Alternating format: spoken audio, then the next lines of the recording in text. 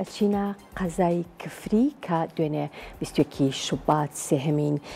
دیداری هونەری و ئاشتی بەردەوام بوو کە تیایدا چەندین پانێڵ و چەندین چالاکی شێوەکاری بە ئامادەبوونی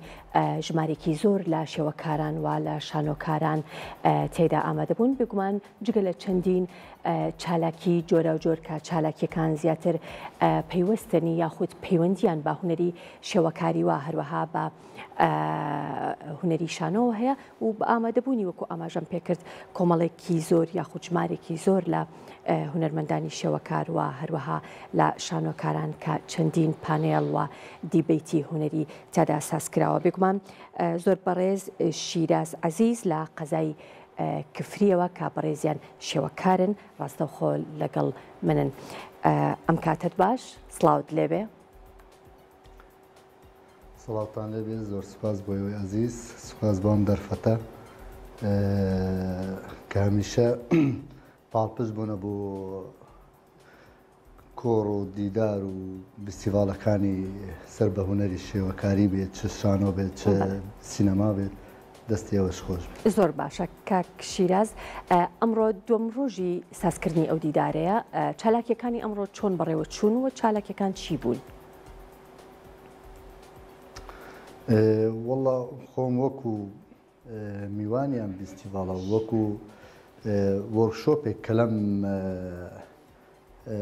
دیدارەدا هەبووە خۆم لە دهۆکەوە هاتووم کە وەرکشۆپێک دەربارەی هونەری شێوەکاریە تەبان ئەو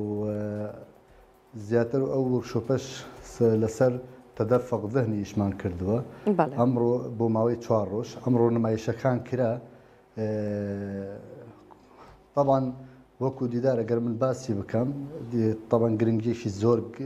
تایبەتی خۆی هەیە تایبەت لەم دەڤەرە تایبەت لە شاری کفری زۆر گرنگە بەڕای من ئەم کۆڕ و دیدارانە بەردەوام بێت بەڵام ئەگەر بەرەو پێشکەوتن بێت باشترە زۆریش باشترە من 2 ساڵ بەشدار بوومە لەم دیدارە بەڕای من ئەگەر ئەگەر بەراوردکە لەگەڵ ساڵی پێشوو هەندێک خاڵی زۆر گرنگی لە بەرچاو وەرگیراوە کە و تەنفیزیش کراوە و دەرکەوتووەش کە کاریگەریەکانی ئەم ساڵ چەند زیاترن وەک لەوەی پار ئەمە جێگەی دڵخۆشیە. بەڵێ گرنگترین ئەو خاڵانە چین کە ئەم ساڵ زیاتر با بڵێن تەرکیزی خراوەتە سەر بۆ ئەوی کە دیدارەکە کە سێهەمین دیدارە بەرەو پێشتر بچێت و گۆڕانکاریەکان بە تایبەتی لە بەرچاوی ئەو کەسانە با بڵێن زیاتر دیار بێت کە ساڵانی پێشووتریش بەشداریان کردووە. بۆ نمونە ئەو کۆڕۆسمیارانەی ئەم جارە کە پێشکەشکران و ئەو دیبەیتانەی کە پێشکەشکران لە ساڵی پار زۆر بە کوالیتی تر بوون. ئەم ساڵ مەسەڵەن دوو وەرکشۆپی زۆر گرنگ کە لە بواری شێوەکاری و لە بواری شانۆیە کە پێشکەشکران کە ئەمە لە پارەکە ئەمە لە خۆیەوە نەبیدووە. مەسەڵەن لە ڕووی بەشداری ئاستی هونەرمەندانی شێوەکاری لەسەر ئاستی عێراق و کوردستان و ئەوانە هەمووی بەشدارن ئەمانەش خۆی لە پار زیاتر بوونە. هەروەها شتێکتری زۆر گرنگە کە ئەویش سپۆنسەری کەناڵەکەتانە هەرچەند ئەوان بۆ جەماعەتی دیدار ئەگەڕێتەوە بەڵام بۆ خۆشمانەوە بە شتێکی گرنگ ئەزانم کە ئەو سپۆنسەری کاریگەریشی زۆر گرنگە بۆ مەسەڵەن بۆی خەڵکێک لە دەرەوەی هەرێم و لە هەرێم هەمووی ببینین کە دیدارێک لەم جۆرە هەیە لە شاری کفری. بەڵێ ئێوە وەکو شێوەکار جگە لە بەشداربوونی هونەرمەندانی شێوەکاری کوردستان لە عێراقدا چەند شێوەکاری تر ئامادەیان هەبوو و ئەوان تەنها وەکو میوان ئامادەیان هەبوو یاخود ئەوانیش با بڵێن دیبەیتیان هەبوو یاخود پەنێڵی تایبەت یاخود لە وەرکشۆپەکان بەشداریان کردووە. لە وەرکشۆپەکان بەشداری نەبوونە بەڵام لە پێشانگای شێوەکاری بەشدار بوونە لە دیبەیتدا بەشدار بوونە دڵنیا پلانی ساڵی دابێت ئەگەر جەماعەتی ڕێکخراوی هاوکاری ئەڵمانی کە لەگەڵ ئەو کۆمەڵە گەنجانەی کە بە خۆبەخشانە ئەو کەواستی شتێکی زۆر جوانە لێیان بینیم کە بە هەموو هێز و توانایەکەوە ئیشەکەن بە خۆبەخشانە بۆ ئەوەی ئەم دیدارە سەرکەوتوو بێت من دڵنیام بۆ ساڵی داهاتوو بیر لەو خاڵانە شەکەنەوە. زۆر باشە. گرنگی سازکردنی ئەم جۆرە دیدارانە جگەلەوەی کە با بڵێن تێکەڵکردنی کللتورە جیاوازەکانە و هەروەها گۆڕینەوەی بیر و بۆچوونی هونەرمەندانەیە لە نێوان هونەرمەندانی با بڵێن پارچەکانی تری کوردستان بێ یاخود هونەرمەندانی ناوخۆی کوردستان بێ یاخود هونەرمەندانی شارەکانی تری عێراق بێت جگەلەوەش تا چەندێک گرنگە بۆ با بڵێن دەرخستنی توانە نوێیەکان. من وەکو خۆم بەڕێی خۆم باسیەکەم لە چوارچەوەی بیر و ڕای خۆم کاریگەریەکانی ئەم دیدارە پێشتر کە هاتم بوو ئەم ساڵیش تا حەدێک بەو شێوازە بوو مەسەڵەن زیاتر هونەرمەندەکانی لەڤەری قەزاکان یعنی خۆیان بە یان تۆزێک کەمتر یان خۆیان نەدۆزیوەتەوە لەو جیهانە هونەری ئەوەی کە ئێستا یان وەکو بڵێن لەو ئەو زانمەی کە ئێستا تێدا ئەژین یعنی نەگەشت یان مەسەلەن متاخرن یان زۆر شت هەیە مەسەلەن لێکیان نەداوەتە و بەو کۆڕ و دیدارانە ئەوەی کە ئێستا ئەکرێت دڵنیام دو ساڵی تر ئاوا بەو شێوازە وەکو وتم بە بینینی خۆم کاریگەریەکی 80% پێیاکات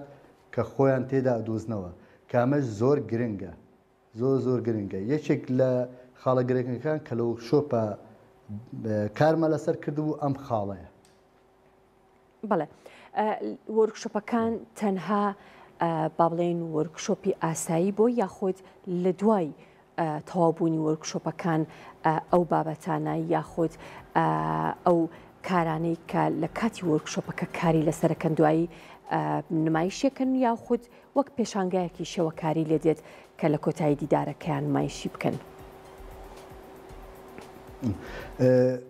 من باسی ئەو شۆپەی کە من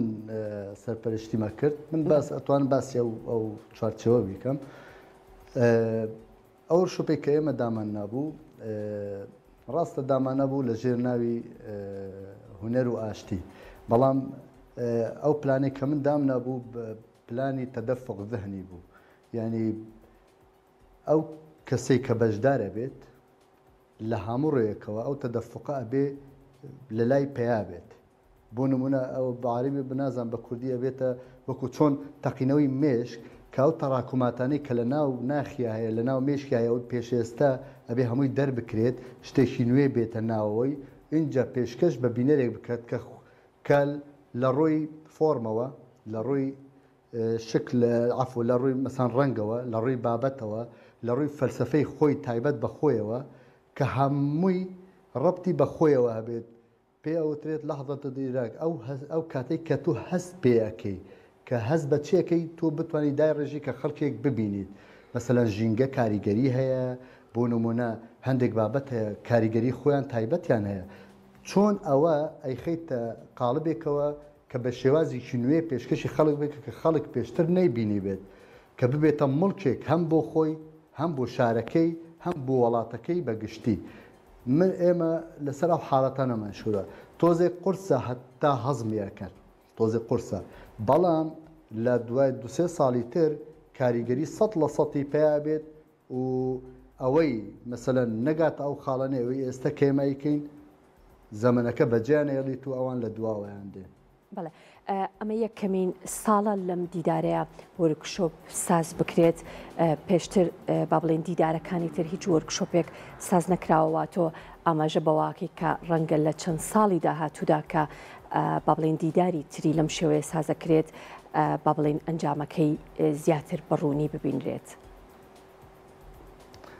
ئەنجامی لە چەند مانگیی ترە ئەوەی کەوەریان گرتووە ئەنجامی لە چەند مانگیی ترە دەرەکەوێت بەڵام وەکو گشتی کە گشت بگرێتەوە ئەوە چێتەوە